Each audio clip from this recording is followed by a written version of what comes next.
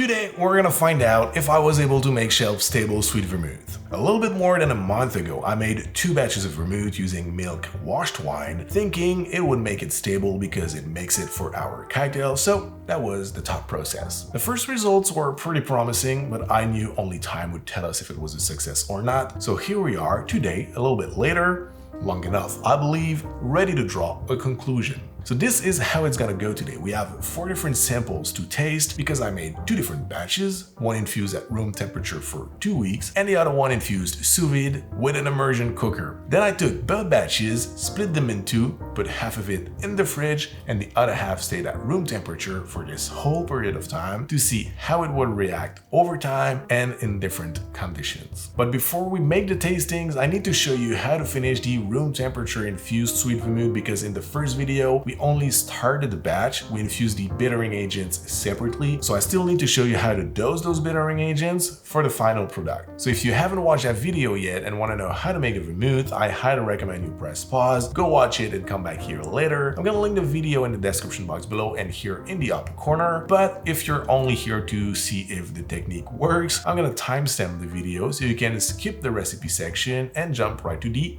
tasting section. But now for those of you who want to know how to finish the vermouth, all you need to do after 2 weeks of infusion is simply to strain and filter everything. I like first to filter my mixtures to a nylon nut mill bag or a very fine mesh strainer to remove as much solids as possible, and using a nylon nut mill bag will allow me to squeeze the bag with a potato ricer to extract as much liquid as possible. After this filtration, we still have a lot of solids and sediments in the liquid. We can't really see it because it's in suspension in the liquid, but it's there. If you leave the bottle resting on the countertop for long enough, you're gonna see a pretty intense deposit at the bottom of it. I don't really like it. I prefer a clearer liquid, so I like to filter it a second time through a coffee filter, and that helps a lot for a clearer liquid. Then once you're done with your double filtration, it's time to add your bittering agents, and this is quite subjective. You can use as little as you want, or you can go heavier if you want it more bitter, but keep in mind when using plant-based extractions like wormwood tincture, there's a limit you can use to stay within a safe zone. So if you want to use more than what I'm using to make it more bitter, be careful, do your own homeworks to make sure you stay within that safe zone. That being said, I think it's also very interesting to create your own ratio. It's super easy to do and it's gonna help you to understand better the dynamic of each ingredient in the vermouth. So you start with just a little bit and you add each one of them gradually until you're happy with the bitterness and the flavor of the vermouth. And don't forget to keep track, to write down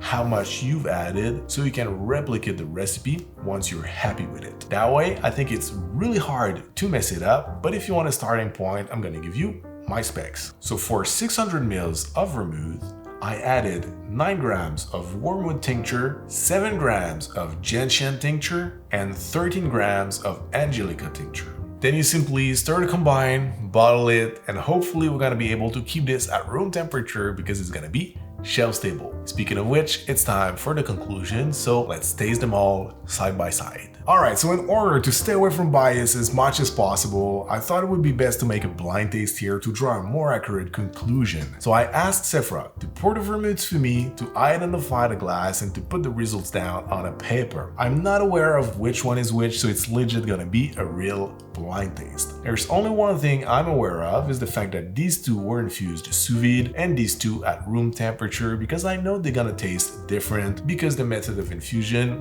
was different. But aside from that, I want to know if I can pick up some differences between these 2 and between these 2, and overall to see if I can pick up some oxidation, to see if the wine turned into something weird, bad, or unpleasant. And lastly, I was a little bit skeptical or afraid that because I used some milk-washed wine, that it would impart too much milk flavor to the vermouth, which I didn't want. I know it's to be expected when you milk-wash a cocktail to impart some milk flavors. It's also most of the time desired because it adds complexity and it tastes great. But here for the vermouth, I didn't want it. I really wanted to make something that's in the realm of a traditional vermouth in terms of taste, not something that's totally new and also shelf stable, just like a real vermouth that is now shelf stable because of the process, but with a flavor profile remaining intact. That being said, I also should address, for those of you who may haven't watched the video about the recipe, that this is a strawberry, tarragon, and rhubarb root vermouth, so this is the backbone of the flavor profile. There's also a lot more involved in the recipe, but it's meant to be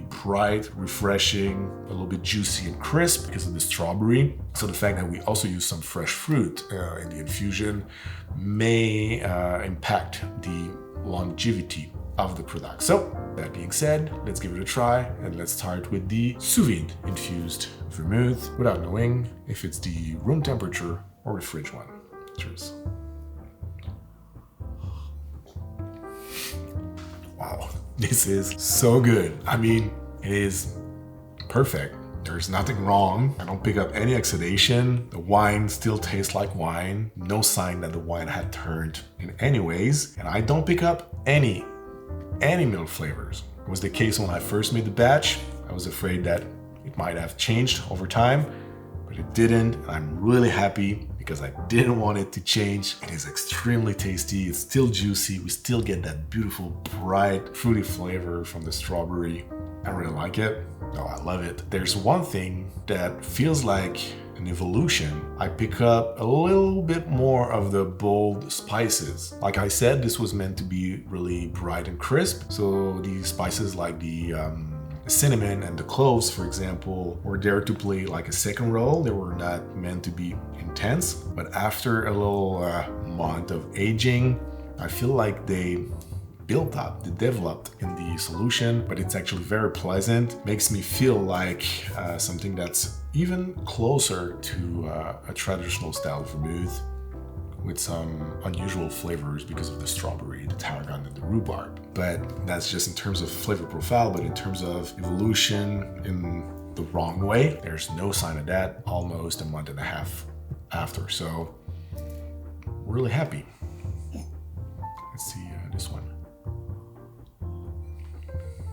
No.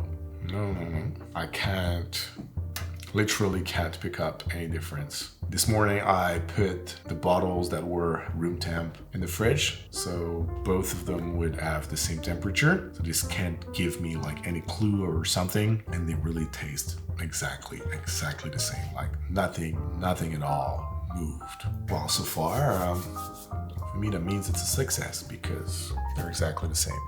This one was kept at room temperature, this one in the fridge, and they're both equally as good. Now, the room temperature infusion. Cheers. I pick up a little bit more bitterness in this one, which, as I said, was to be expected because the infusion method was not the same. I added the bittering agents afterwards, and I like my stuff a little bit bitter, so it's no surprise that I maybe went a little bit on the heavy side for the bittering agents. But aside from that, it tastes like it has just been made. It's really good. Nope. There's literally no differences, and I couldn't be happier. I mean, I really wanted this to work. I was not 100% sure it would. I had some good hopes, but I didn't know. But now, after 1 month and a half almost of waiting, after putting the wine and the vermouth to some quite intense challenges, stressing it with heat or keeping it at room temperature, I'm still not able to pick up any differences. So for me, that's the exact definition of something stable, something that doesn't move over time, regardless of the conditions you keep it in. So my friends, this is it for me today. Can't wait to see how you feel about this. Will you give it a try? Is it a game changer for you? It is for me. I love it, and I hope you're gonna love it too. So my friends, once again, this is it for me today. Thank you very much for watching. Don't forget to subscribe before you go, to turn that bell if you want to make sure not to miss the next one. Until then, thank you very much again. Have a great day, and see you very soon. Cheers. And this one was kept in the fridge, while this one was kept at room temperature. But we don't care because they taste the same.